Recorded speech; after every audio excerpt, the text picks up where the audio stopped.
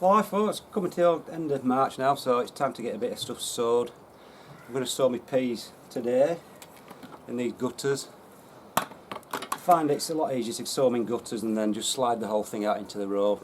Once they've started growing, then just to plant them in situ in your bed, because at this time of year it's still freezing cold at night. And I've got a lot of mice up there, and they just either rot off or they just get frozen and just, oh, the mice get them, sorry, what am I talking about? Anyway, so like I said, I used little bits of guttering.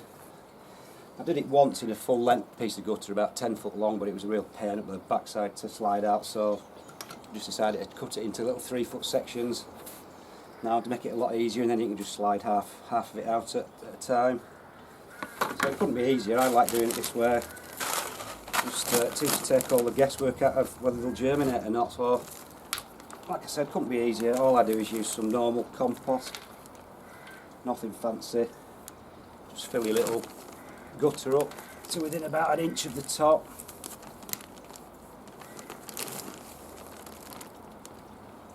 Like that. And then the peas, what I'm growing this year as normal, are Hurst green shaft. What I would say is I'd just give it a bit of a watering first, just to dampen it off, so the peas are sat in something a bit moist to help them germinate. So just give it a little bit of a watering first. Nothing special. Like I said, the peas again are always Hurst green shaft. And again, none of this faffing about putting them in like a dice with a 2 inches apart. I'd rather sow them really thickly. So all I do basically is just chuck a load on like that.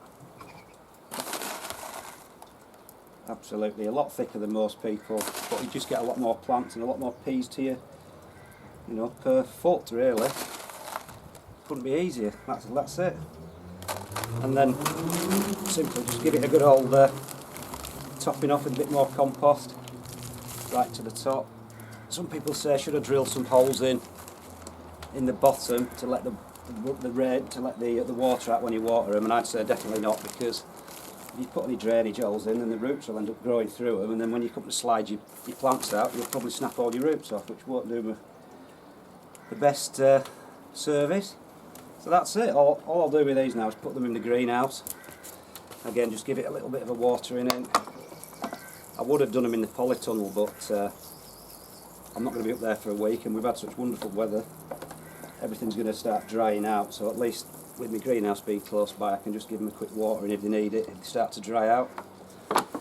Like I say, I'll just put this in the greenhouse. I'll put it up on some plant pots, because I've made the mistake of leaving it on the floor on the benches, and then the mice just end up getting in and pinching your peas out of there. So that's the peas. I've got another 3 to do, so that's enough for a 10 foot row there, and then we'll get on and I'll just plant a few of my cabbages and lettuce, and I'll show you what I'm going to try and do with this giant potato. We'll do a bit of chopping and fettling with that thing after. Right then folks, I'm just going to sow a bit of lettuce and salad stuff and cabbages and broccoli, kale and things. So what I like to use for the lettuce, I like to use these half trays, the 12 modules for a half tray, so 24 modules to a full seed tray. And then for the cabbages, I like to use the ones a little bit bigger, because they'll be growing on into bigger plants, and they're just sort of 9 modules in a half a seed tray, so 18 for a full tray. And all I don't do anything, I don't riddle any soil over, just get a pencil or a dibber, just make a tiny little hole in each one, whether it's cabbages or lettuce, maybe about 1 centimetre deep. So it's a lot easier than riddling soil over and stuff like that. So like I said, just with a pencil or a dibber, or even your finger, just make a little hole 1 centimetre deep. And then with the lettuces, you can sow these quite thickly actually, even though you're only going to use one, because it's 1,250 seeds in a packet, which is just crazy how cheap seed is now. If I can get into it, I should have brought my glasses because I can't see up close now, but never mind, we'll see how we get on. So I will try and just maybe get 2 or 3 in. I managed to get 2 in there, about 7 in there, 2 in there, about 7 in there, 3, 2. And then I'll germinate these. I'll put them in the greenhouse now, because it is a bit cold at night, but It's nice and warm during the day, and as soon as they start to germinate, I'll just pull them out to the strongest one. And like I said, all I do is I just cover them back over with the edge of the hole, so there's no need to get messy and start riddling soil all over the place. So that's that one done. That's just the little gems. The other lettuces I'm growing this year are multi-green, green and red mixture, which are a lovely crisp lettuce, and Webb's Wonderful, an iceberg. And the cabbages I'm going to grow are a mini Savoy called Caserta, which they're not actually that mini. They grow to about 5 or 6 pounds, but they're quite early. And they do tend to stand quite well. I grew a really early one, which last year, but they matured far too early, and they were blowing up by September. So mini Savoy Caserta. The kale as ever is my reflex, which, as you can see when I've been around the plot, it's still growing now. And then another thing I've got, which is ridiculous. So by 2012, I grew these last year, and they were viable seeds. The red cabbage called Fuego. So they're 5 years out of date now. So we'll see if they germinate again this year. If not, I'll have to buy another packet. But they were quite expensive. They were about £3 a pack. So I thought I might as well give them a try. So again, with the cabbage, it's exactly the same. I must admit, they are quite expensive. Some of these hybridised cabbages, like £3.20 for a pack of cabbage seeds, and you only get about, not many. Try to see how many there are. Not many at all. In fact, there's about 24, so nearly 10p a seed. So I'm not going to be chucking six of these in each hole. I'm just going to try and put one in, because they are like gold dust at that price, really. So exactly the same. Nothing too cute about it. These in the bigger 9 modules, that's one in each one. Don't want to drop these at that price, do I? And then again, just literally cover it up with the compost, like so. Nothing fancy. Stick your label in, put a top on to keep the moisture in, put them somewhere like a greenhouse, and then once they start to germinate and grow, if you put more than one in, thin them out, and then they should be good to plant out in about 4 or 5 weeks' time. So that's just a few lettuces and things planted, and then I'll just show you what I'm going to do now with these giant potatoes. It's all new to me, but we'll give it a go. We'll do a bit of chopping up and seeing how we get on with that. Alright then folks, we'll get on to these giant potatoes now. I've tried different ways of growing them this year. If you look, they're all coming through. There's a little sprout just coming through there. That was de-eyed, so that's where I dug all the eyes out of a potato and just left one. And these are where I actually just removed a sprout from a potato. So basically a piece of potato about the size of the end of your finger with one eye on, and I just planted that, and that's now growing away.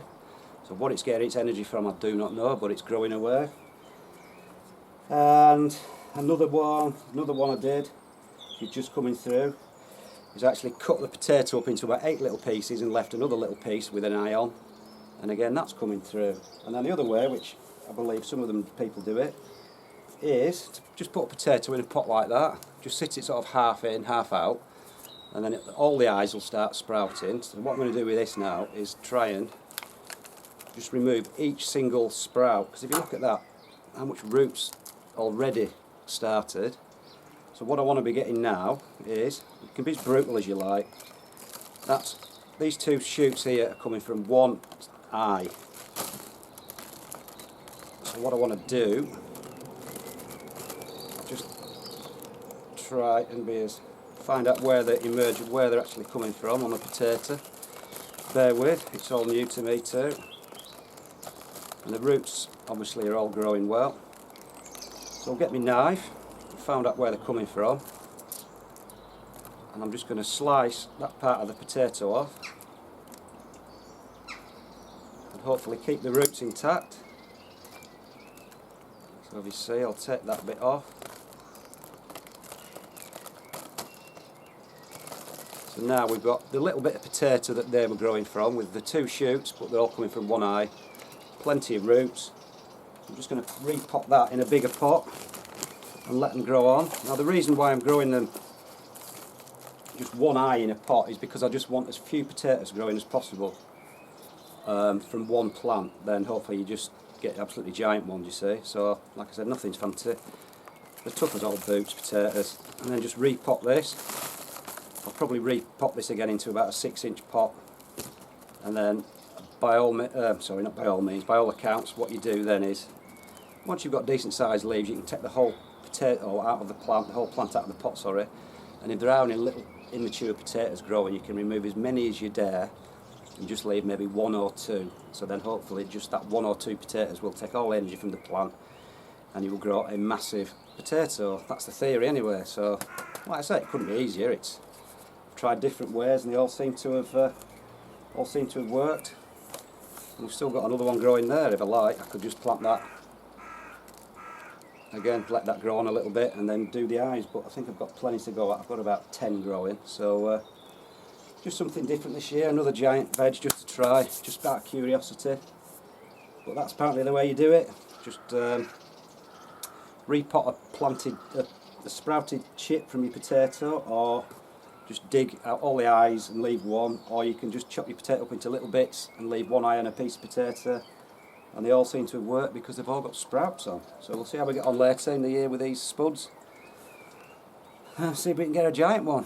That's about it, folks. Hour's just gone forward tonight, so it's 6:30 now and it's still light and warm, so good stuff, we're off and running. See you later.